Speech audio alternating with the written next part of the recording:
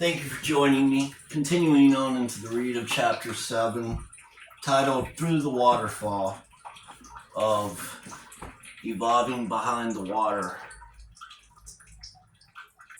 by Fred Huckabee.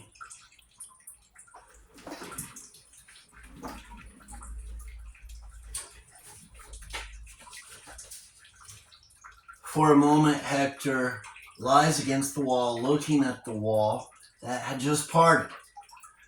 The soft blue light falling on his face and his gaunt, bloody body accentuates his desperate condition. In his weakened condition, Hector hardly comprehends what is happening, and he continues to lie there. After several minutes, his mind clears enough to allow him to begin thinking about what a lighted tunnel means. Summoning up his last bit of strength, he pulls himself to his feet, thinking that light must mean electricity, and electricity means people. Entering the narrow tunnel, he begins to notice that the floor is smooth and fairly cushioned. He wearily walks forward, and as he barely moves himself along, he notices that the soft, subdued light seems to move with him, leaving darkness behind. A few dozen feet into the tunnel, it ends in a dead end and a curved wall directly in front of him. For a couple of minutes, Hector stares at the wall and finally steps forward to feel the surface. Before he can touch the wall, another almost inaudible hum. And this wall also opens as the one behind him had. Light pours out from the opening, and the blue light following him fades, leaving the tunnel behind him now dark. Hector steps through the opening and sees a large room in the shape of a dome. Looking around, he can see that it's about 100 feet across, with two more corridors on opposite side leading away. As he continues to stare up at the walls and appear to curve as they rise upward, he can see no other defining features. Something seems different about this room, he thinks. Then it comes to him. Where is the light coming from? There are no fixtures that I could see. Continuing to look around the room, Hector is suddenly startled. Off to one side, he sees for the first time an automobile. Actually, it's an old station wagon. Thank God.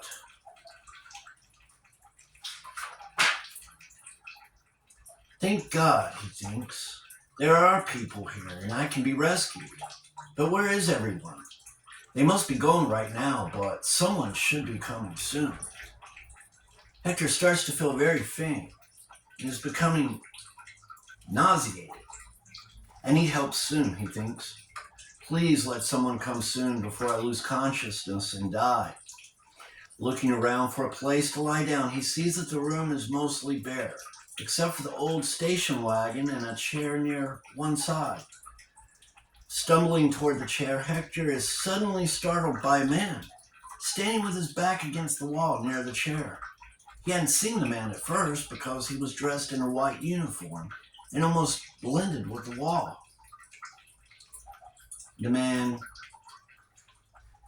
continues standing with his arms at his sides, staring straight ahead, and doesn't seem to notice him. Overcoming his surprise, Hector steps up to him and says, "Please help me. I'm badly injured and very sick." The man slowly turns and faces Hector. His eyes scan Hector up and down, and he nods his head and smiles slightly. Without saying anything, he motions for Hector to follow him. Hector follows behind the man toward one of the corridors and into a side room. As he enters the room, he turns toward Hector and motions with his hand toward a low table for Hector to lie down. Feeling very dizzy, Hector obeys and lies backward on the table. The man steps forward, placing one hand on Hector's forehead and one hand On his chest, a wall panel beside the bed glows, causing figures and symbols to appear on the wall. The man must be a doctor, Hector thinks. Hector starts to say something, but feels that the man is not exactly listening. Perhaps he doesn't understand English.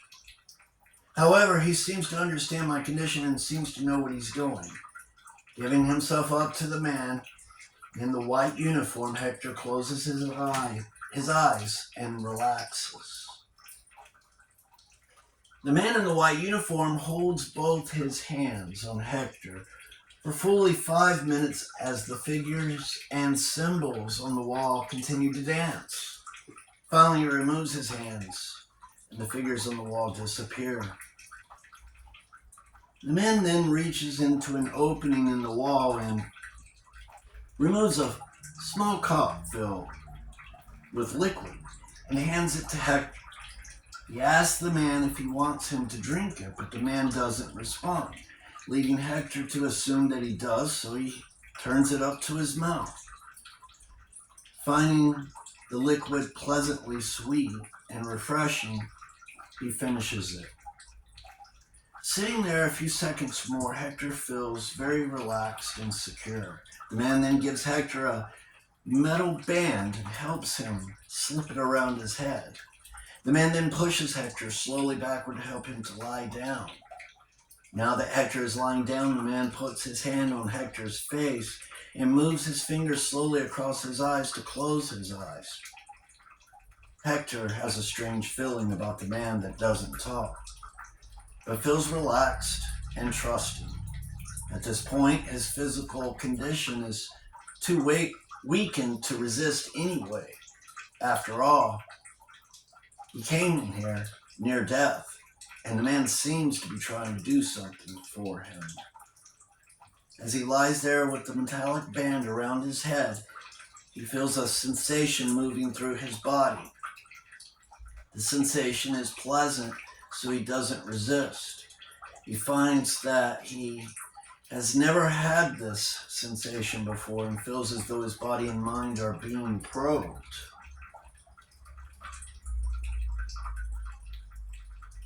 Hector's mind drifts back as far as he can remember and even farther. His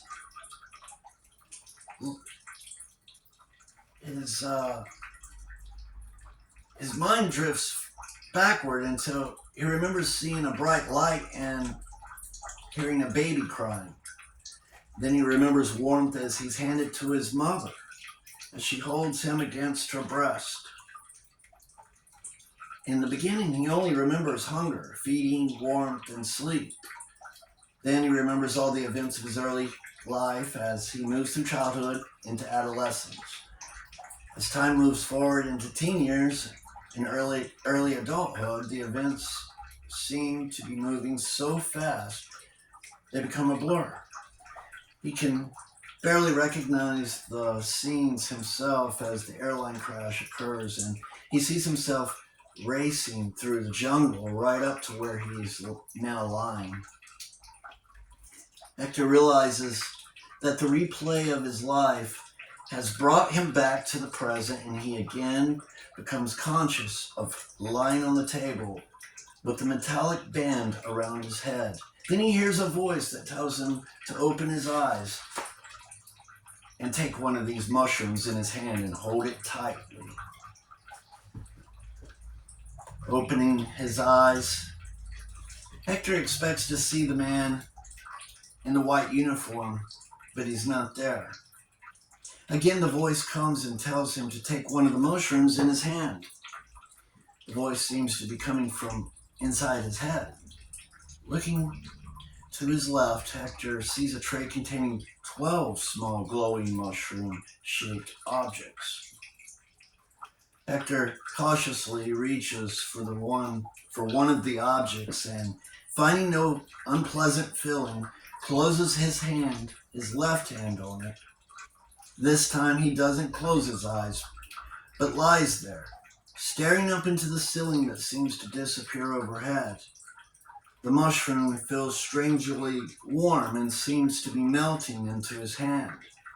In a few minutes, he can no longer feel the mushroom, so he opens his hand to look. The mushroom is gone, leaving only the palm of his hand glowing. As he stares at his hand, all of his thoughts disappear and he settles into a very deep sleep.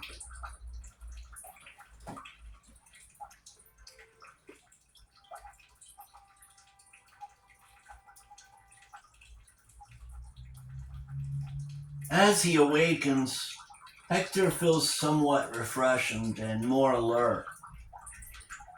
He's still lying on his back on the table looking up at the disappearing ceiling.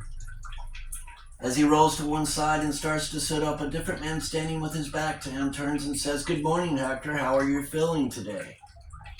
"Better, I think," says Hector.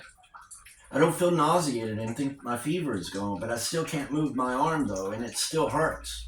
"Yes, I can imagine it does. You were in very bad shape when you came here. Don't worry about your arm yet. We will get it fixed. At least you are free of all the infections that have invaded your body. By the way, I'm John." "Thank you, John," says Hector. "Where am I, and how did you know my name?" "First, let's get a little something into your stomach since you haven't eaten much recently." "Thank you," said Hector. "I'm hungry, but my arm also hurts badly." John turns and presses a couple buttons on the wall. Turning back to Hector, he said, "We will get you something light to eat that will help your system stabilize." Hector follows the man out to the corridor and starts to turn into another room when he sees the man in the white uniform standing with his back against a wall and his arms hanging loosely against his side as he had been yesterday. He was staring straight ahead, not acknowledging Hector or the man leading him. Hector stopped for a moment and started to say something, but upon looking into his face, saw that the man seemed to be in a state of suspension.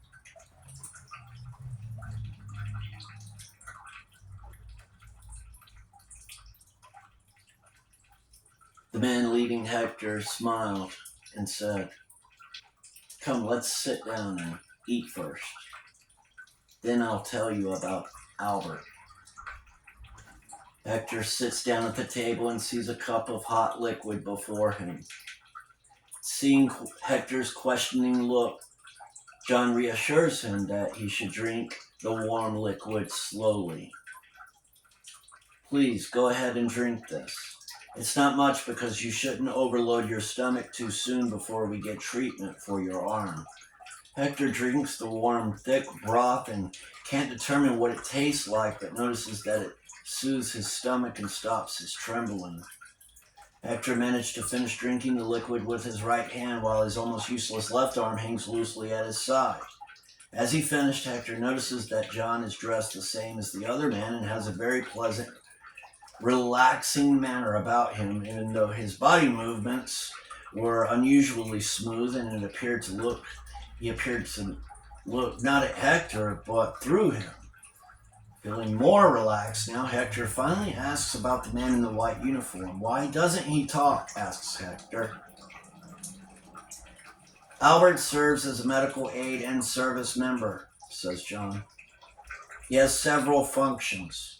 But why is he standing motionless against the wall as if he's asleep, and why doesn't he talk to me?" asks Hector. "Albert doesn't find it necessary to talk most of the time. He serves his function and will respond to you only when you ask him directly. This facility is maintained by others like Albert, serving their functions as necessary." "It seems almost like a machine," says Hector. "That's what he is," says John. "You can also say he's a robot or an android." For a moment, Hector is stunned. The surprising information causes him to turn too swiftly in his chair toward John to ask about the facility and where he is. As he does, he bumps his arm hard on the table. The sudden blow on the injured arm causes him to cry out in pain. Upon seeing Hector's pain, John says, "Follow me, Hector. We need to do something about that arm." With his arm now throbbing, Hector follows John as he leads him to another room. This room is very small and contains only one piece of equipment. It's a large cylinder with a bed protruding from one end, looking very much like an imaging machine that's used by many doctors.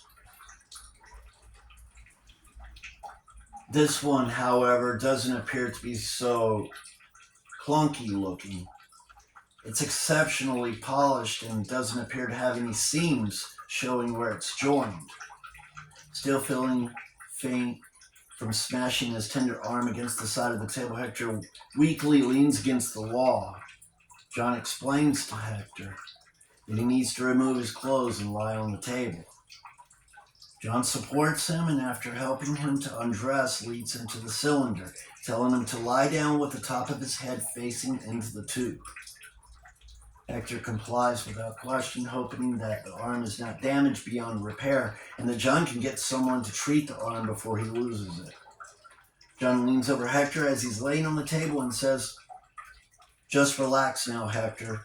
I'm going to fix your arm." He seemed so casual about it, thought Hector, almost as if he were going to change a flat tire on a car.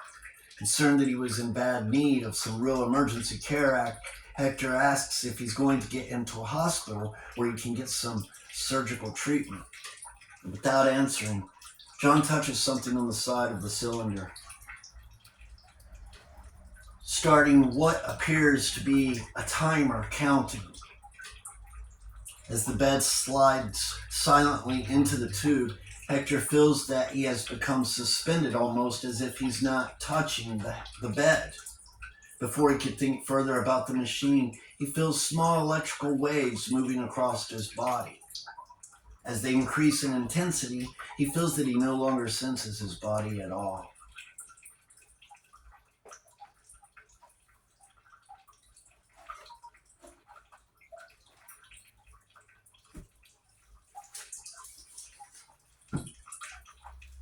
Hector slowly becomes aware of his body again, and not knowing how much time has passed, he wonders if he had been asleep. Probably not, he thought. It was not long enough. Maybe John had started the machine scanning his body to determine the extent of his damage before getting further help.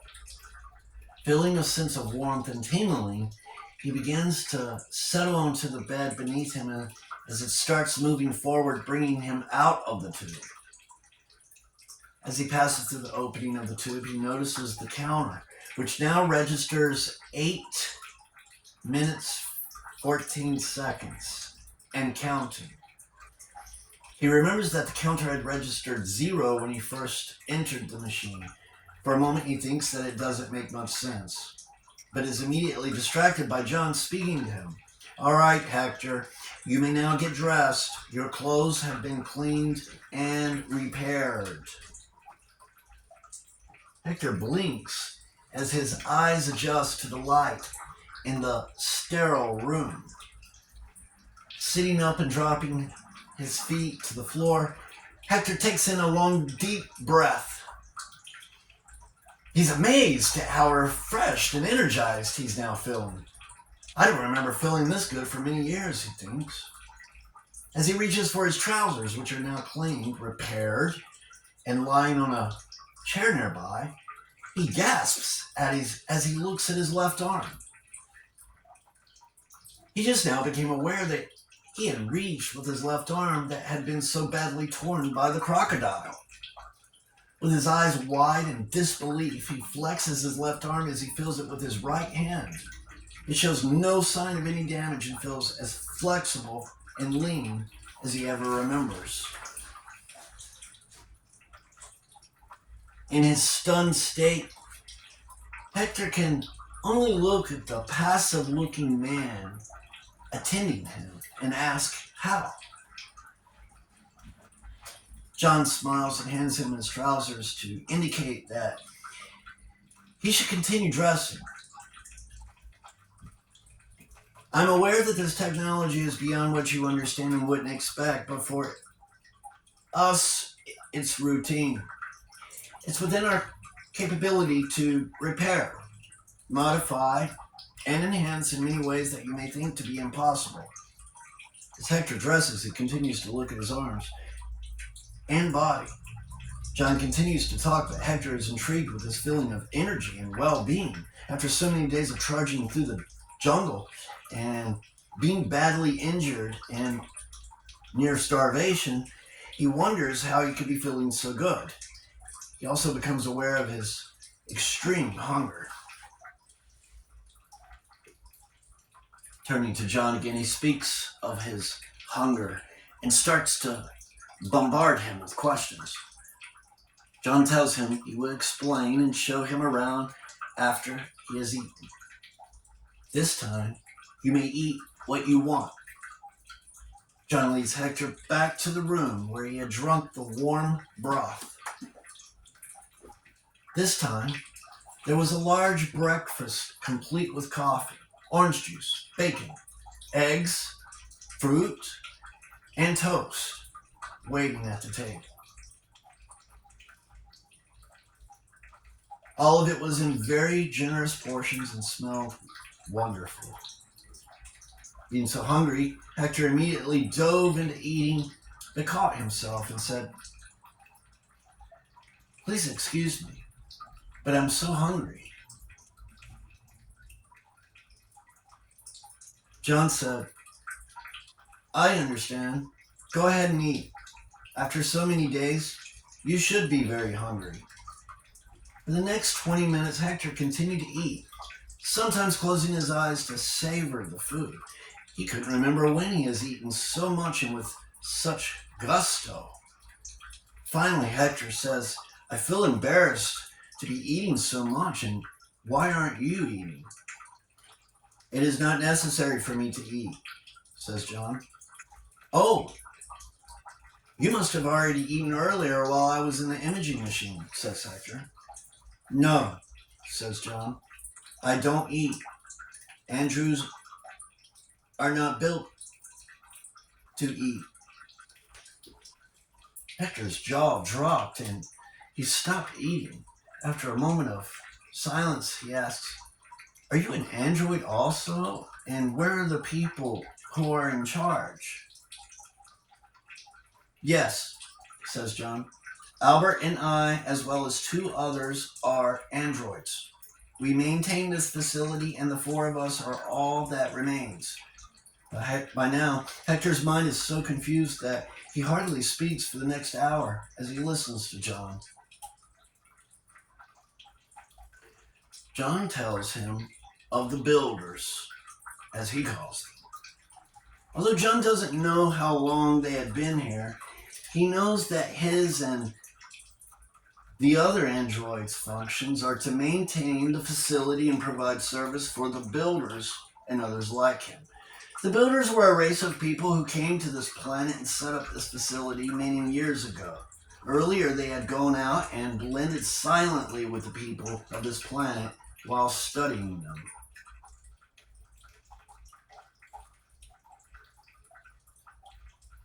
They were intrigued with the genuine similarities of humans with their own, but were surprised with the physical weaknesses and frailties of the human life cycle. They had intended to experiment with crossbreeding and correcting DNA weaknesses. But contact was lost with their own race, and in time their own vastly superior life cycles were coming to an end. Before the last of the small group of builders eventually expired, they directed the androids to carry on their work and provide the human species with their knowledge or service when the opportunity presented itself.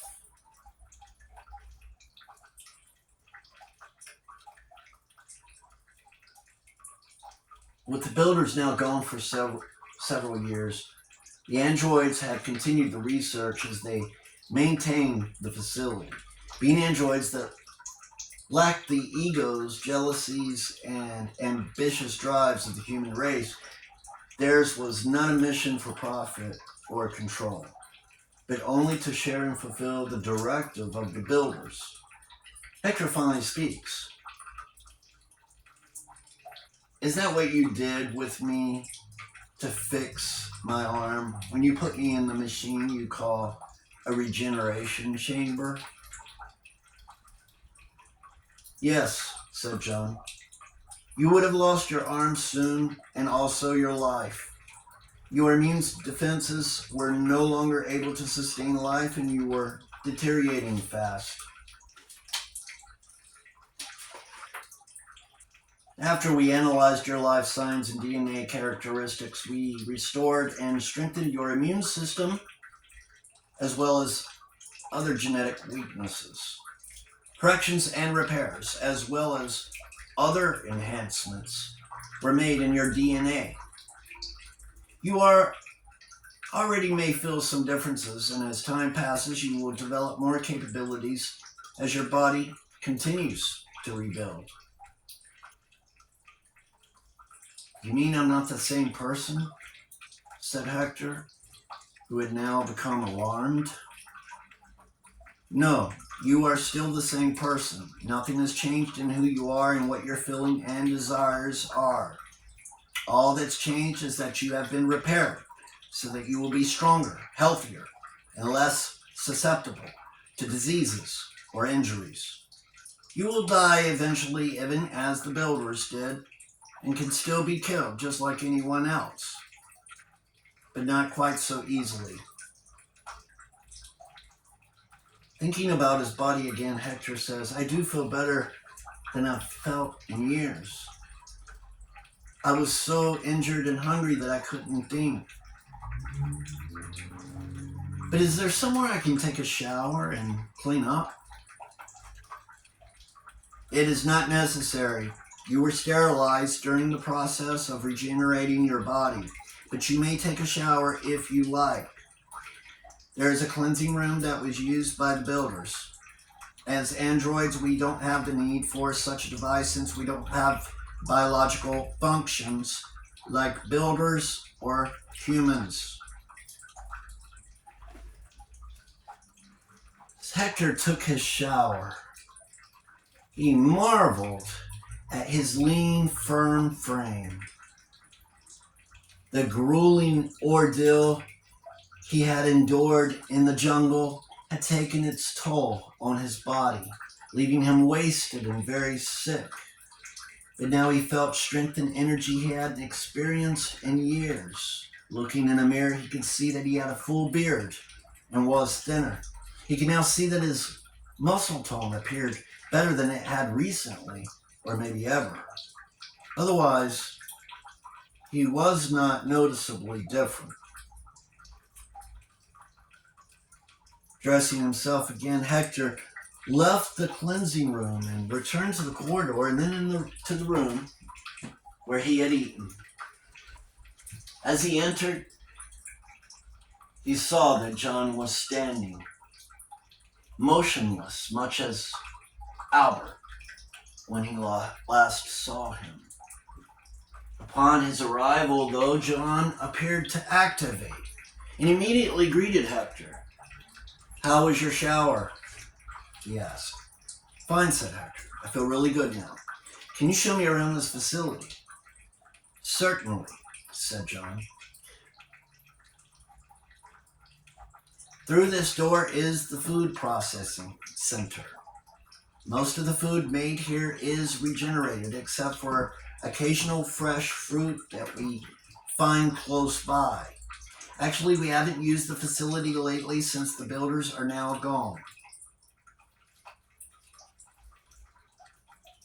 The room was not large and appeared unimpressive, with only several doors along one wall, similar to ovens or refrigerators. Hector starts to ask about the small doors when a woman dressed similar to John enters. Without acknowledging Hector or John, she exits through another door. Who is she? Asks Hector. Does she work in the food processing facility? That's Jane, says John. She's a third android. She provides service in all areas as we all do. None of us provide only a single service. We all have the same capabilities. Only Albert has lost his voice capabilities. That happened during one of the experiments when we had a system overload on the main control center. We haven't yet been able to restore that function to him. Actually, we haven't found it necessary since we're all linked internally through the Central Intelligence Unit.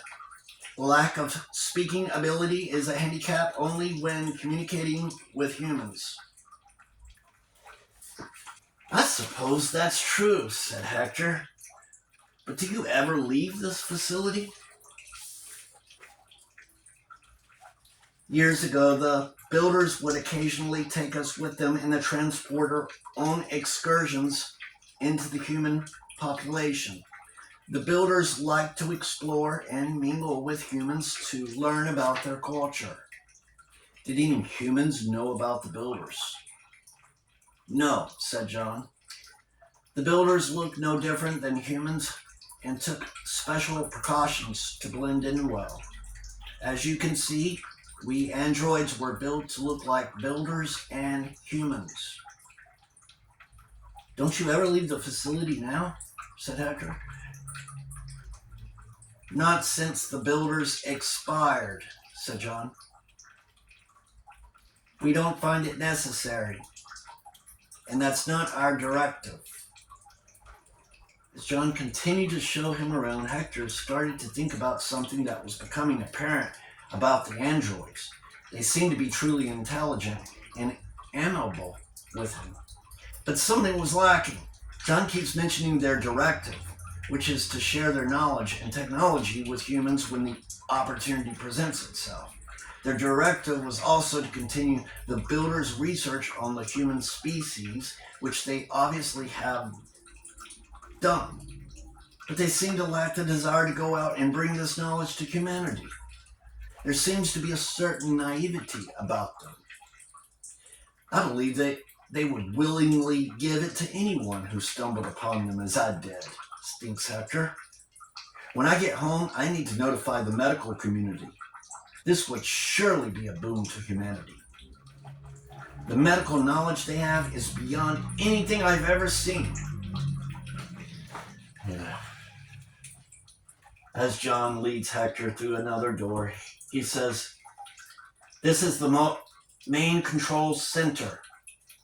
This section contains all the intelligence that allows research of the human species and also controls everything that you have seen."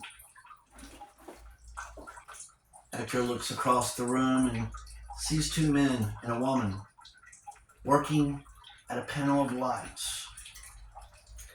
All of them are similarly dressed in the nondescript white uniform of a technician or medical person or service personnel of many professions. One of the men is Albert, and the woman is the one whom he had seen earlier in the food processing section. Each seemed to be occupied with a task as they moved silently about. Like before, all of them ignored Hector and John. "Is that other man the fourth android?" asks Hector. "Yes, that's Leon. As you can see, we stay occupied most of the time. We only stop when we're waiting for some experimental process to complete or when we need to stop occasionally to regenerate." "No one appears to talk except you, and no one seems to notice me," Hector says. "As I said before, each of us is linked through the Central Intelligence Unit and knows everything that's going on. We don't need to talk to each other. All of us could talk to you, but it's not necessary since what one does and thinks is known by the others. I've been the one to continue to communicate with you because it was determined that you would be more comfortable sharing a relationship with only one of us."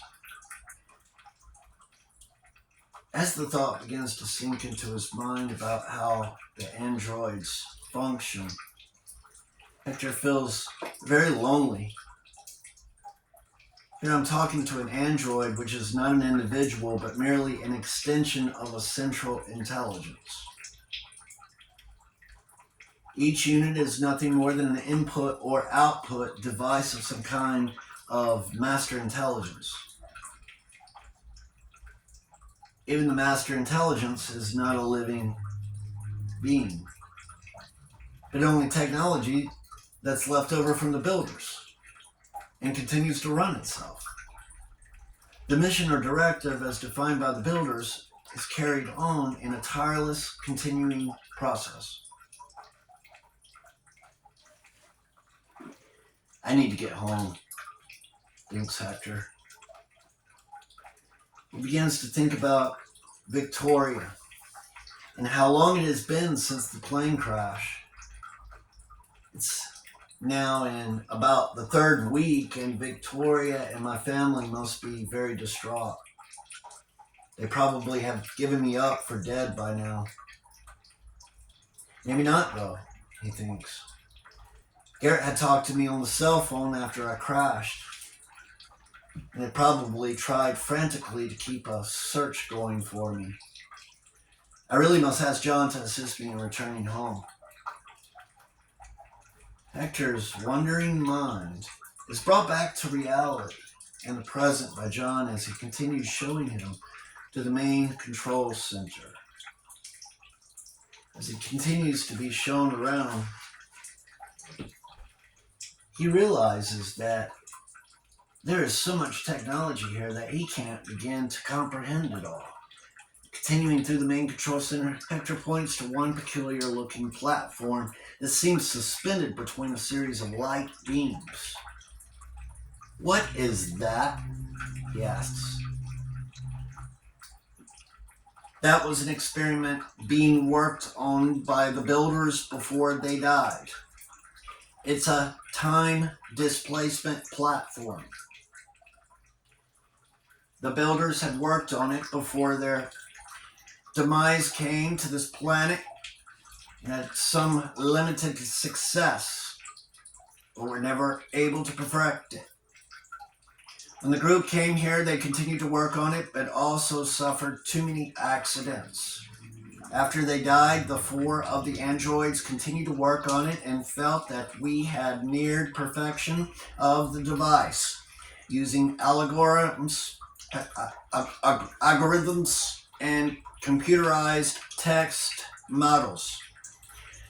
We were about ready to test it in a real-life environment, but then we also had an accident that overloaded the Central Intelligence Unit. That's when the voice control for Albert was damaged. An internal diagnostic was performed, and it was determined that the continuation of work on the time displacement platform was not a vital part of the Prime Directive. Work was suspended on the device at that time."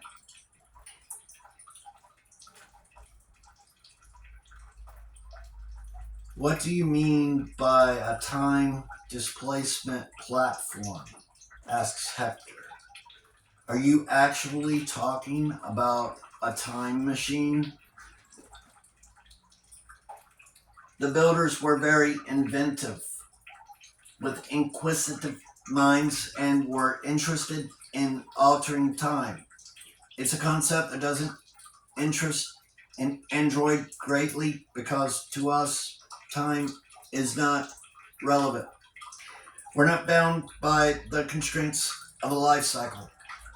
In any case, the experiment is too dangerous and doesn't satisfy the directive that guides us. John continued to show Hector through the facility, and it became apparent to Hector that other than maintaining the facility, most of the research was performed to enhance physical capabilities in a biological being.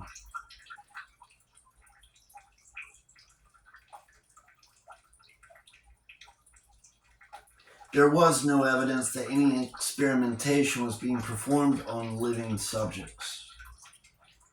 They were probably too sophisticated for that and would have considered it crude science. They probably relied on computerized algorithms and models. As they were finishing the tour and starting back to the large dome-shaped room where Hector first entered, he turned to John and told him of his need to contact his family and get home to them. He asked John about a telephone. The first thing he planned to do is call home and let everyone know that he's alive. There's no sense in letting them agonize any longer.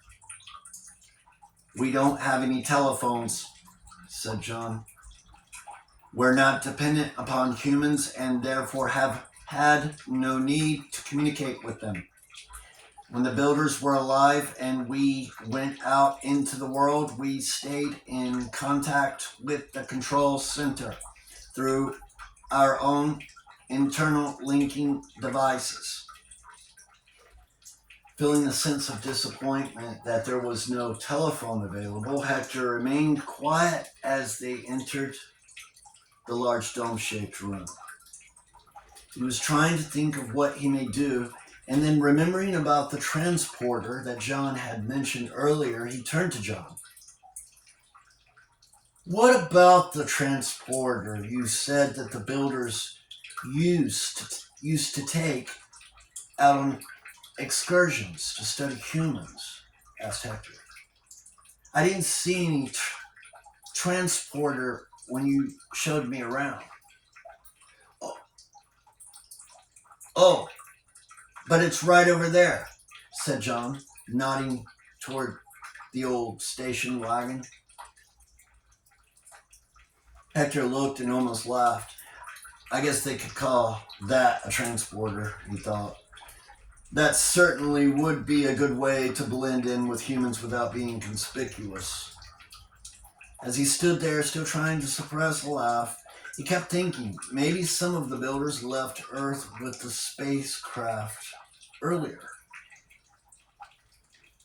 Hector then asked John if he would take him in the vehicle to some place where he could find a telephone and get on home.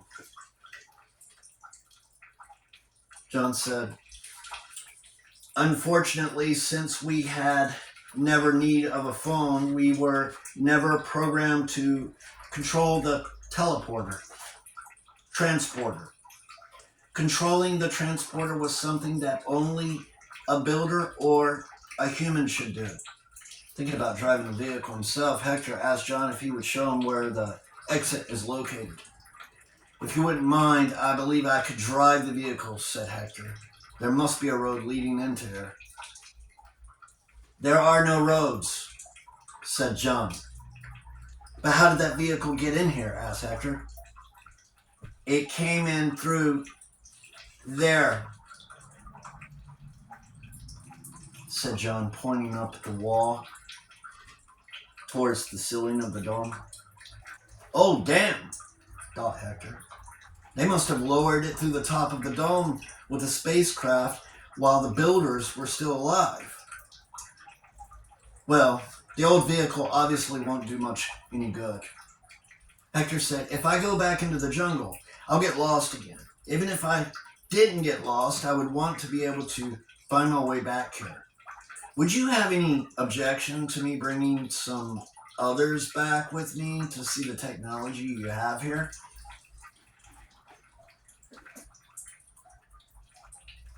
"No, we would not object.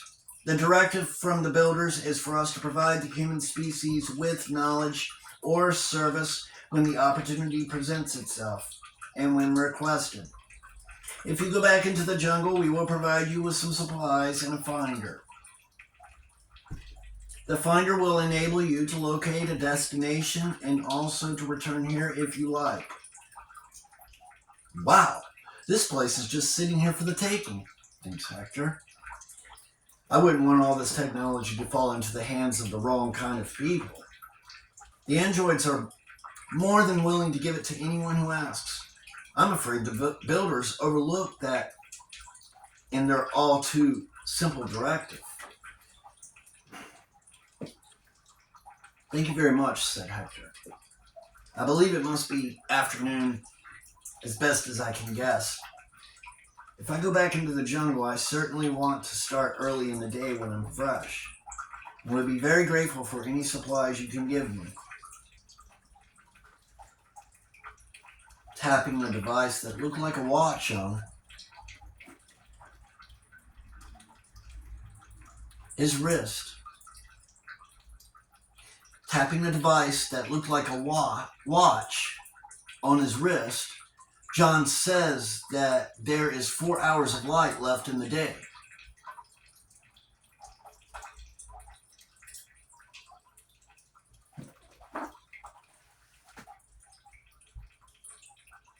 After being wakened by John shortly after daybreak, as he requested, Hector bounces out of bed. Boy, do I ever feel wonderful. That was the best sleep I've ever had, he thinks. Then, remembering that he will be leaving this morning to face the jungle again, he becomes a little apprehensive. I'll need all the energy and strength I can get, he thinks. I hope that the androids will supply me with enough food and a few tools to help me make it back to civilization. At least this time I'll be starting with some supplies and I'm not so injured. Finishing another big breakfast, Hector looks at the supplies John has gathered. Aside from some food, there's mostly some kind of concentrated bars. Hector is given a water pouch fitting across his shoulder, several tools, and a backpack with a super lightweight sleeping bag. He's also given a strange-looking bracelet that contains a red pointer and a green pointer. John explains that the green line is programmed to the coordinates of the nearest populated village. The red line points to the coordinates of the underground dome. It seems to be not so much a compass, but a homing device. Gathering his supplies, Hector turns to John and bids him goodbye. I'm really thankful for what you have done for me, says Hector. I would have liked to thank Albert also, but I haven't seen him this morning. He has heard you, said John, as he smiled. Hector laughed and said, I should have remembered. You guys are all a linked team. Hector then turns and heads into the tunnel, with the soft blue light leading him.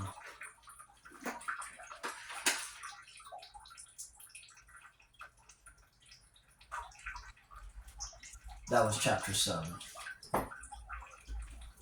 Thank you for joining me.